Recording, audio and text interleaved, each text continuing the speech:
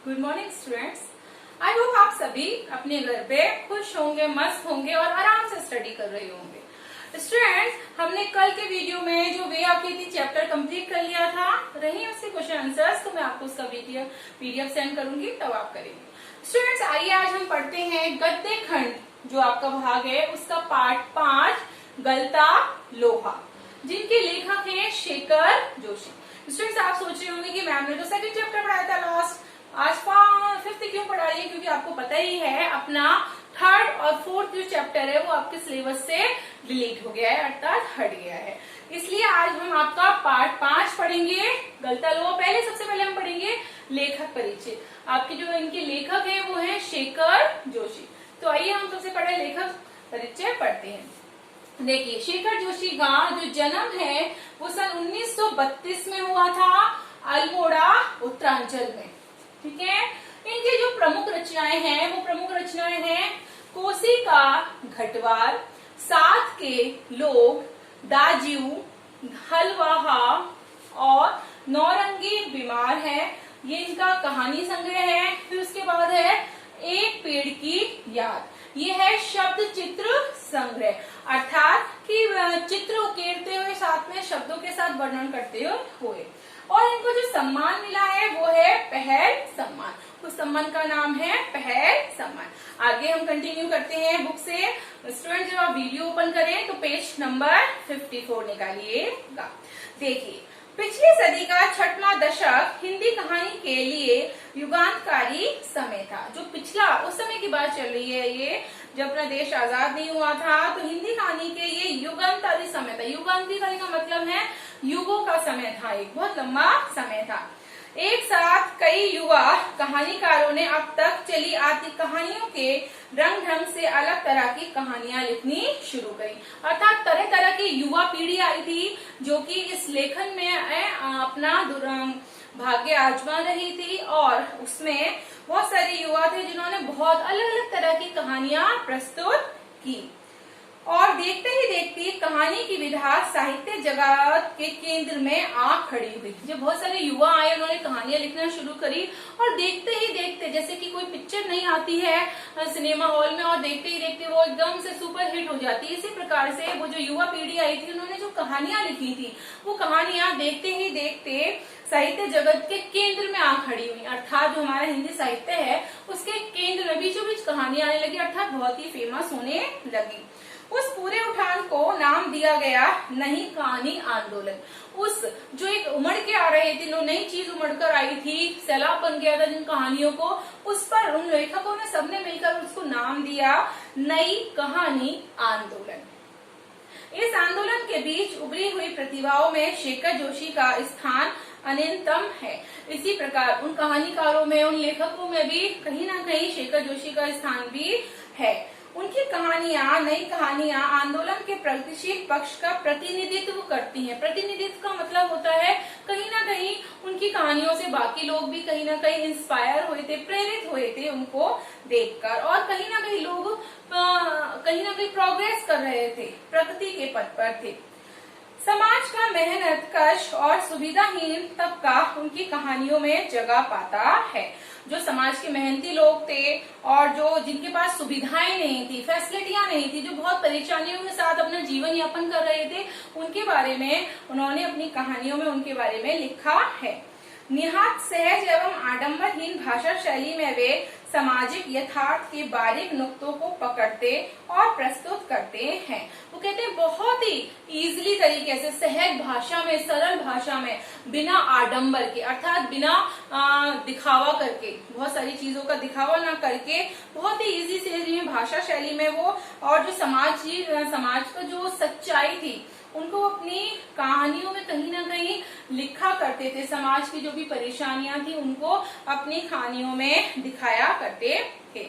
उनके रचना संसार से गुजरते हुए समकालीन जनजीवन की बहुविध विडंबनाओं को महसूस किया जा सकता है। वो कह रहे हैं लेखक, जब हम उनकी रचनाएं पढ़ेंगे, जब उनकी कहानियां पढ़ेंगे, उस समय का जो समाज था, उस समय का जो संसार था, जो उस समय के लोग विडंबनाओं से, परेशानियों से निकलते थे, उन सारे जनजीवन को कहीं ना कहीं हम उनकी कहानियों में महसूस करते हैं। अर्थात जब हम उनकी कहानियां पढ़ेंगे तो कहीं ना कहीं वो विडंबनाएं, वो जो दुखी है, परेशानियां है, वो हमें कहीं ना कहीं क्या होंगी, महसूस होंगी। ऐसा करने में उनकी प्रगतिशील जीवन दृष्टि और यथार्थबोध का बड़ा योगदान रहा है। और इस तरह का वर्णन करने के लिए उन्होंने सच्चाई का सहारा लिया, यथार्थ का सामना किया है। ऐसा नहीं कि उन्होंने अपनी कहानियों में दिखावा करा है, झूठापन दिखाया, ये सारी चीजें नहीं करी है, बल्कि जीवन को दृष्टि से देखने के लिए, सच्चाई से देखने में उन्होंने अपना बहुत ही बड़ा योगदान दिया है। शेखर जी कहानियां विभिन्न भारतीय भाषाओं के अतिरिक्त अंग्रेजी, पॉलिश और रूसी में भी अनुदित हो चुकी हैं। बता रहे हैं कि शेखर जी की जो कहानियां थी वो विभिन्न प्रकार की भाषाओं में तो थी, साथ ही साथ अंग्रेजी, पॉलिश और रूसी को भी अनुदित कर चुकी थी, अर्थात वहां भी लिखी गई थी। उनकी प्रसिद्ध कहानी दाजियो पर चिल्ड्रंस फिल्म सोसाइटी द्वारा फिल्म का निर्माण भी हुआ है। ऐसा बताया जा रहा है उनकी जो एक कहानी थी दाजियो, जो उस पर एक चिल्ड्रंस है ना, चिल्ड्रंस यानी बच्चों की फिल्म भी बनाई गई है उस पर। अब आगे हम जानते हैं गलता लोहा के बारे में, जो हमारा पाठ है। देखिए, गलता लोहा शेखर जोशी की कहानी कला का एक प्रतिनिधि नमूना है। अर्थात उन्होंने जो कहानी लिखी है गलता लोहा, एक प्रतिनिधि, अर्थात उन्होंने उसको एक प्रतिनिधित्व के रूप में डाला है, उसको पात्रों को। समाज के जातिगत विभाजन पर कई कोणों से टिप्पणी करने वाली ये कहानी इस बात का उदाहरण है।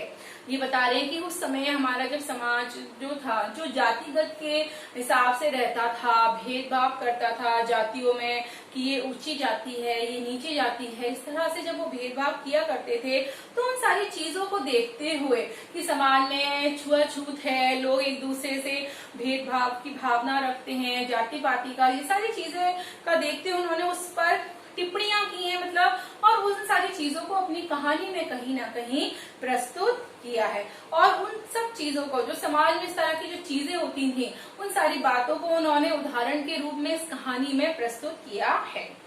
शेखर जोशी के लेखन में अर्थ की गहराई का दिखावा और बड़बोलापन जितना ही कम है, वास्तविक अर्थ घामर्य उतना ही अधिक है।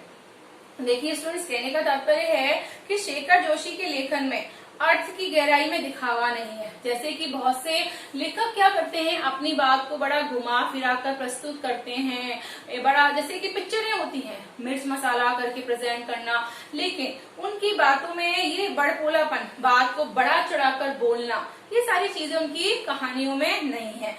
लेकिन वास्तविक अर्थ गामरे उतना ही अधिक है। लेकिन उन्होंने क्या करा है, उन्होंने उल्टा करा है अपनी कहानी में, जो समाज की सच्चाई है, समाज की जो वास्तविकता है, हकीकत है, उन सारी चीजों के वो गहराई से, बहुत ही गहराई से उसमें प्रस्तुत किया है, अर्थात उतना ही अधिक उसमें लिखने की कोशिश की है। कुछ लेखक क्या करते हैं, अपनी बात को बड़े अच्छे से प्रेजेंट करने के लिए दिखावा करते हैं, आडंबर करते हैं, यानी कि मिर्च मसाला लगा के प्रेजेंट करते हैं, लेकिन उन्होंने उस सच्चाई को बड़े ही गहराई से प्रस्तुत किया है, अर्थात जो भी सच्चाई है उसको अच्छे से उन्होंने अपनी कहानियों में लिखा है। लेखक की किसी मुखर टिप्पणी के बगैर ही पूरे पाठ से गुजरते हुए हम ये देख पाते हैं कि एक मेधावी किंतु निर्धन ब्राह्मण युवक मोहन किन परिस्थितियों के चलते उस मनोदशा तक पहुंचता है। देखिए, जो लेखक हैं वो बता रहे हैं कि किसी भी बेकार की टिप्पणी के बगैर हम, बल्कि पाठ में इस तरह से हम पढ़ते हैं और पाठ की उस हकीकत को जानते हैं, उस सच्चाई को जानते हैं, और हम वहां पहुंच पाते हैं कि एक मेधावी कौन होता है, जो बहुत ही पढ़ने में अच्छा होता है, अच्छी परसेंट लाता है, जो इंटेलिजेंट होता है, बुद्धिमान होता है, लेकिन वो बच्चा कैसा है, वो गरीब भी है और ब्राह्मण भी है। उस युवक के बारे में उन्होंने बताया है, मोहन के बारे में, वो किस प्रकार से परिस्थितियों को झेलता है और उसकी मनोदशा कैसी होती है, कहाँ जाके वो पहुंचता है, कैसी परिस्थितियों में उसकी मनोदशा का सामना होता है, इन सारी चीजों के बारे में बताया है कि वो बच्चा बहुत पढ़ने में अच्छा है, बुद्धिमान है, लेकिन वो आगे की पढ़ाई क्यों नहीं कर पाता, क्योंकि वो बेचारा गरीब है, गरीब ब्राह्मण है, निर्धन है। लेकिन जैसे जैसे वो आगे बढ़ता है, उसकी परिस्थितियां भी शायद खराब होती चली जाती हैं, तो उन सारी चीजों के बारे में, उन सारी मनोदशाओं के बारे में हमें बताया है, जहाँ उसके लिए जातीय अभिमान बेमानी हो जाता है ना। तो कहीं ना कहीं आगे बता रहे हैं कि जो जात पात था, वो जो उसका अभिमान होता है वो बेमानी हो जाता है, यानी कि बेकार हो जाता है, किसी काम का नहीं होता है। सामाजिक विधि निषेधों को ताक पर रखकर वह धनराम लोहार के ऑफर पर बैठता ही नहीं है, उसके काम में भी अपनी कुशलता दिखाता है। जो ऊंची जाति का व्यक्ति होता है धनराम के पास आता है। मोहन कौन होता है ऊंची जाति का, और जो धनराम होता है वो लोहार होता है। तो जब मोहन इस तरह की परिस्थितियों में होता है, परेशान होता है, आपने देखा होगा जब दो दोस्त होते हैं तो ये कभी नहीं सोचते कि मैं जिसको दोस्त बना रहा हूँ वो नीची जाति का है, ऊंची जाति का, या ऐसा है या वैसा है। वो एक ही क्लास के थे दोनों, उनमें इतनी गहरी दोस्ती नहीं थी, लेकिन एक ही क्लास के थे, मोहन और धनराम लोहार। तो जो धनराम होता है उसका लोहे का व्यापार होता है, लोहार होता है वो जो लोहार काम करते हैं, लोहे को पीटना, गर्म करना। तो एक दिन वो इसकी जो परिस्थिति होती है इतनी ज्यादा, मनोदशा इतनी बेकार होती है कि वो ये नहीं सोचता कि मैं धनराम के पास आकर कैसे बैठ गया, क्यों बैठ गया, क्योंकि वो नीचे जाति का होता है, जबकि उस समय बंद था ये सब ऊंच नीच आपस में बात करना, एक दूसरे के घर आना जाना। तो बड़ा असमझ था, परेशान था। तो एक दिन वो उसकी दुकान पे जा बैठता है, और साथ ही साथ जब वो काम कर रहा होता है धनराम, तो उसकी हेल्प भी करता है, साथ में अपनी कुशलता भी दिखाता है। कौन? मोहन। मोहन का जो व्यक्तित्व है जातिगत आधार पर निर्मित झूठे भाईचारे की जगह मेहनत कशों के सच्चे भाईचारे की प्रस्तावना करता प्रतीत होता है। लेखक मोहन के बारे में बता रहे हैं कि मोहन इन सारी बातों में विश्वास नहीं करता, जातिगत भेदभाव, ऊंच नीच, इन सारी बातों में कहीं ना कहीं वो विश्वास नहीं करता है, बल्कि वो तो इन सारी चीजों से दूर हटकर भाईचारे का रूप प्रस्तुत करता है, भाईचारे का उदाहरण प्रस्तुत करता है। मानो लोहा गलकर एक नया आकार ले रहा हो। जिस प्रकार जो लोहा है, लोहे को गलाकर, उसको पीट कर, ठोक कर, गर्म करके एक नई वस्तु के रूप में ढालता है, इसी प्रकार हमारे लेखक बता रहे हैं जिस प्रकार लोहा नया गलकर नया रूप प्रदान लेता है, इसी प्रकार मोहन भी इसमें एक नया रूप ले रहा है। तो स्टूडेंट्स, आज ये हमारा जो शेखर जोशी का लेखक परिचय था कंप्लीट होता है। कल हम आपका चैप्टर गलता लोहा पढ़ेंगे। Thank you.